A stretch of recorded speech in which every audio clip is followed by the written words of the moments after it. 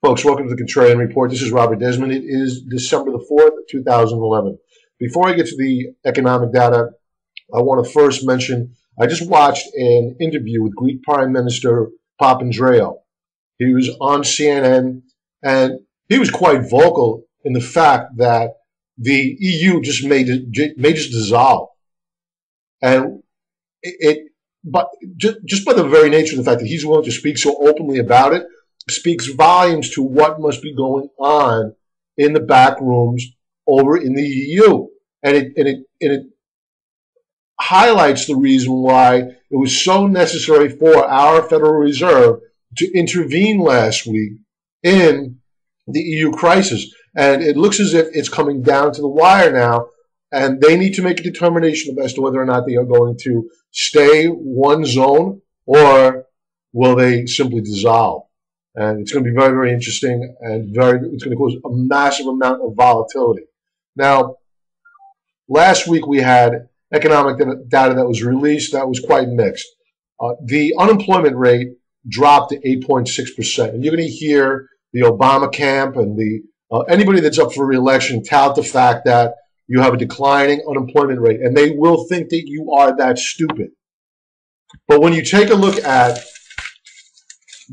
the Monday edition of Investors Business Daily, you'll see 315,000 people left the labor force. In essence, they are no longer looking for jobs. They are off the unemployment rolls. So there were really no new jobs created to bring down the unemployment rate.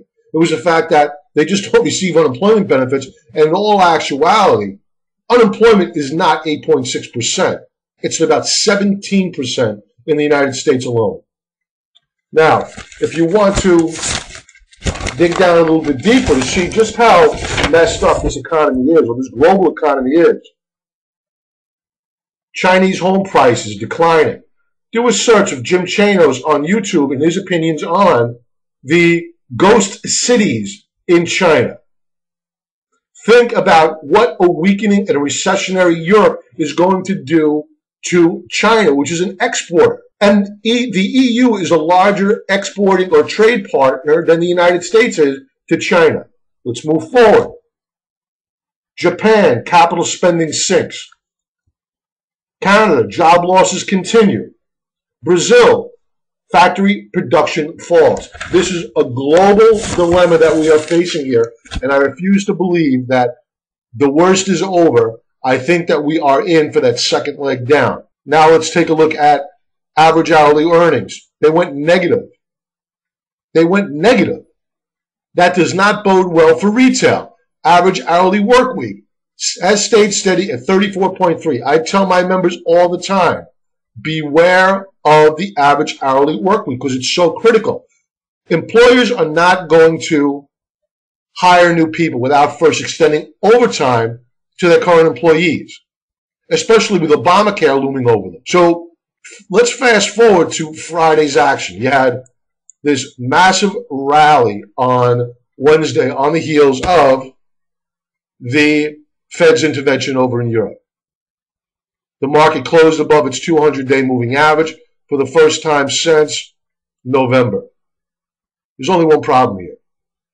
Key reversal on Friday, which means that where there's resistance is here, there are sellers, and they did sell. So the markets closed negative on Friday after being up.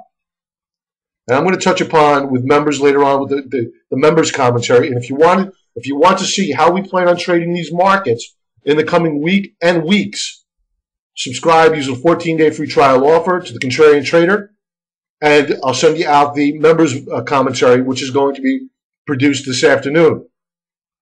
And I'm going to go into the banking sector, the VIX, the US dollar, and how all of them are going to have an impact on the markets as we move ahead. Also, bond yields and bond prices, treasury bond prices and yields. Let's move on to the stocks I highlighted last week. Tempur-Pedic had a great week last week. This one gapped up ahead. We didn't get involved with this one. I don't think any of my members did either. I didn't receive any emails on it. But right now, look at these topping tails here. This is now on a short watch list. Remember that stocks that are at extreme oversold levels tend to rally on short covering and then roll over once again to proceed to make new lows. Same thing happens with stocks at extreme overbought levels. They'll correct, then go on to make new highs. Open table, one of my favorites. This one gapped higher last week. Great trade. Unfortunately, it's got resistance. Right now, it looks to be a short. So this is the contrarian trading model. These are the stocks I picked on my screener last week. And if you could see that if you joined in, you would have had some really great trades here. RIM. Get a lot of emails on this one. You need to be careful when you have stocks that are in the news about possible buyouts by Leon Cooperman, mergers with Google, and they rally the stock higher. Just get ready for the next shoe to drop. We used channels here, and we knew that this stock was going to decline. We don't want to touch RIM until it's at the bottom of this lower band. And that could be weeks from now, and this band is declining. So it may be at much lower prices. So again, join the 14-day free trial offer if you want to get alerted to when we join on RIM. And I have so many members that are interested in it that I can't help but trade it. So sign up for the 14-day free trial offer. Retail holders will go into that with members later on. Diamond Foods. Once again, we traded this stock. We did on November the 30th. We started buying up DMND, Diamond Foods. Again, once it was an AM trade at $28.09 in price.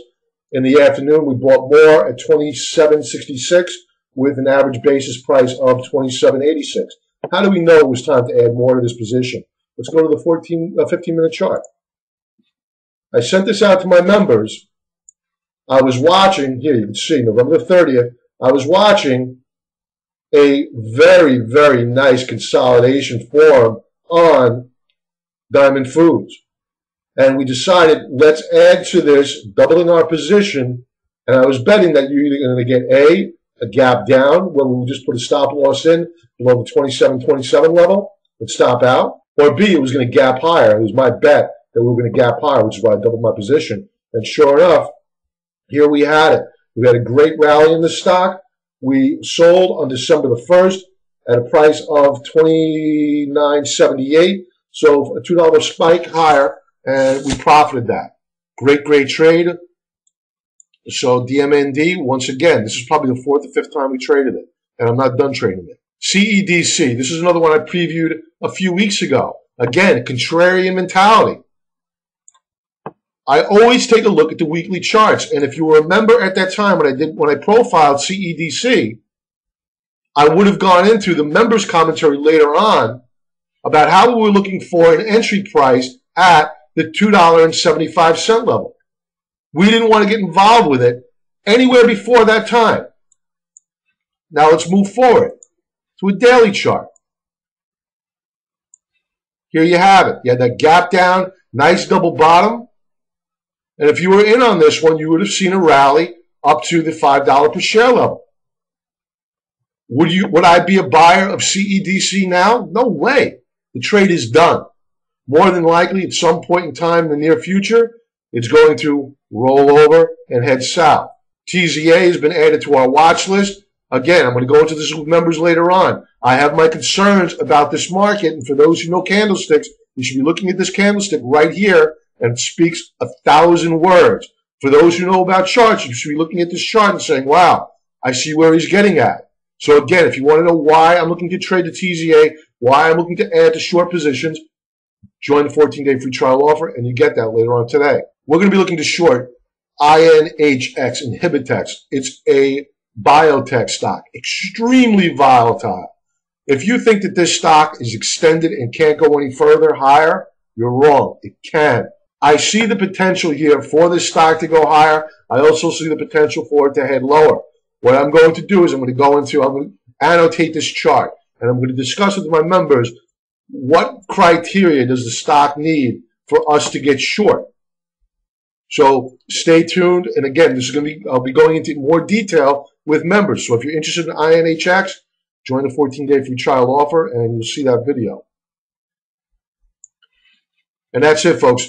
Please, if you do not like the short stocks, I beg of you, be aware. Watch my contrarian rant below. Understand the macro picture.